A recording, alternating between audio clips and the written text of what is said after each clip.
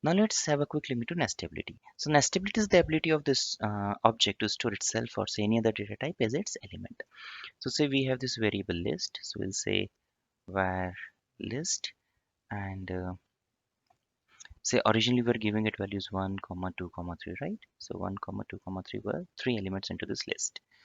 So if I say var list and I print it, you can see 3 elements into this list. Now rather than say element 1, we will again pass another list, okay, and 1 comma 2 comma 3. You can put any value, but this is just to illustrate. So you can see now first element itself has become a list, and then 2 3 are as were originally there. Rather than list, you can also put dictionary or a tuple. So for example, you can, if I convert this square brackets to parentheses, then we have a tuple here. So you can see now we got a tuple. Now if you have to access this, then you have to simply write var list and then in square brackets you have to just type the position. So for example, if you want to access the value 3, then its index would be 2. So you have to simply say var list and in brackets 2 you will get value 3. If you want to access this tuple which was listed here, then its index would be 0, right? Because it's the first element, so you can access it.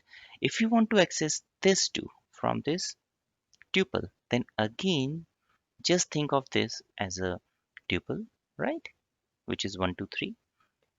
So let me say var tuple which we have already created, um, say values were 11 1 11, right? Now if you would have to access the second element, what you would have done, you would have provided index 1, because this 11 will have index 0, this one will have index 1, this 11 will have index 2.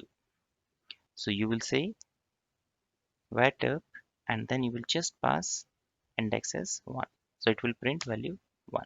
Okay, now in our case which we just saw here, we wanted to get access this element 2, right, from this tuple.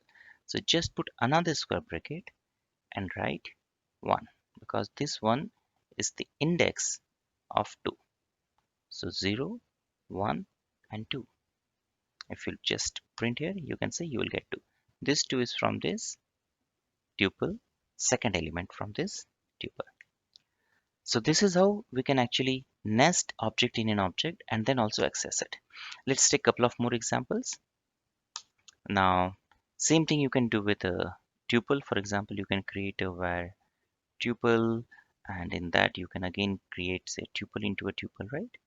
So last time we had 1 2 3. Now say rather than 2, we can give it say 4 5 6, right? Now if you want to access this tuple which is 4 5 6, simply write var tuple 1, you'll get 4 5 6. And if you want to access say 6, what do you think should be index here? If we start with 4, it's index 0, 5 is index 1, and 6 is index 2. So we'll just write var tab var tuple 1 has already given us this tuple, and if we want to access this element say 6, we have to just give 2, which is the index of 6 into this tuple. So you can see 6 is there. Likewise, you can do it for dictionary also. Say we have this var dictionary, and last time I think we have given a as 1 and then b as 2.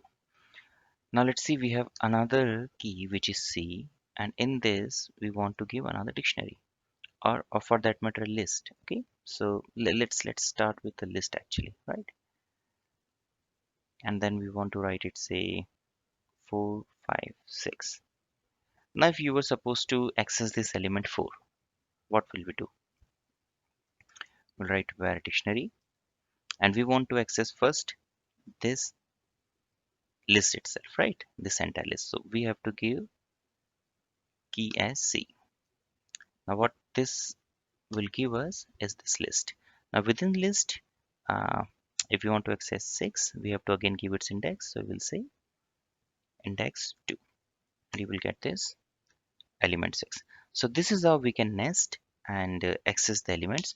And it really makes Python very powerful, because that way you can actually have lot more control over your data, right?